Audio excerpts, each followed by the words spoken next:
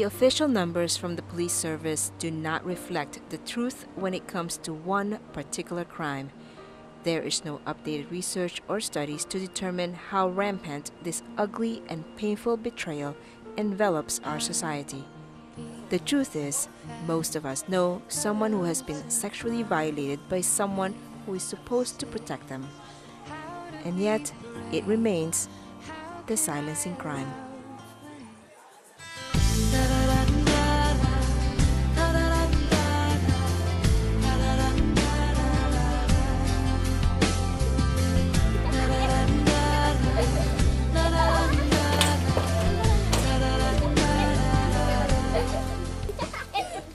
When I was 12 years old, and I was going very young, I was going to school, high school, and one day I heard this, they had this thing in high schools, you know, they talk about boys, about sex, and all these things, right? So I had this program, 2 classes joined up together, and they're showing it on a big screen, and telling me what is wrong and what is right. And it's only there and then I knew what my father was doing was wrong.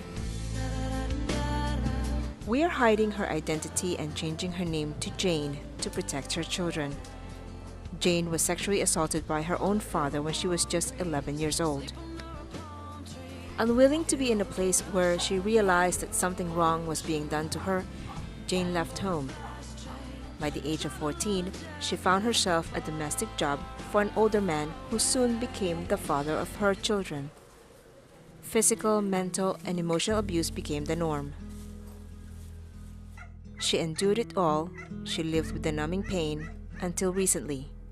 A vicious cycle unfortunately played itself out in her own home.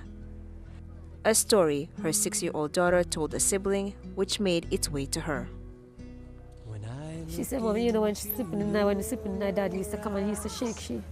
So like he used to wake she up in the night and carry she in the washroom. It has certain times when she said was downstairs. She don't know the words. She just said, Mommy, Daddy used to do she this and Daddy used to do she that. If it ever hurt, why you didn't cry? Why you didn't bawl? She said, Mommy, she's afraid to bawl because Daddy could beat you and Daddy used to tell she go finish just now.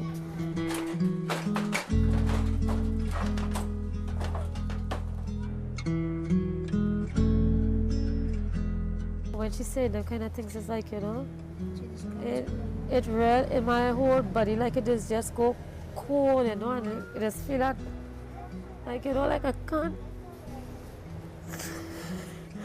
I don't even like even talking about it, even hearing about it, you know, it's like.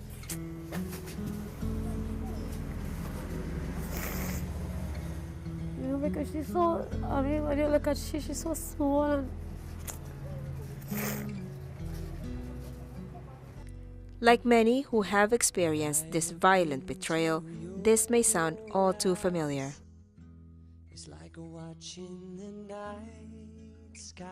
I mean, sometimes I don't even like to think about it. Sometimes I just break because I myself just wonder, you know, what she just be thinking. Sometimes she just be sit down and she spaced out, you know.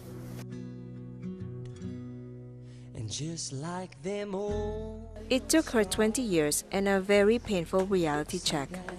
But Jane got the courage to take her daughter, her children, herself out of a destructive place. Mommy, I love you plenty, you know. So how I felt was like, you know, I felt that, you know, she, you know, Mommy did something good, you know, that it was real touching. It was real touching, you know, it was like.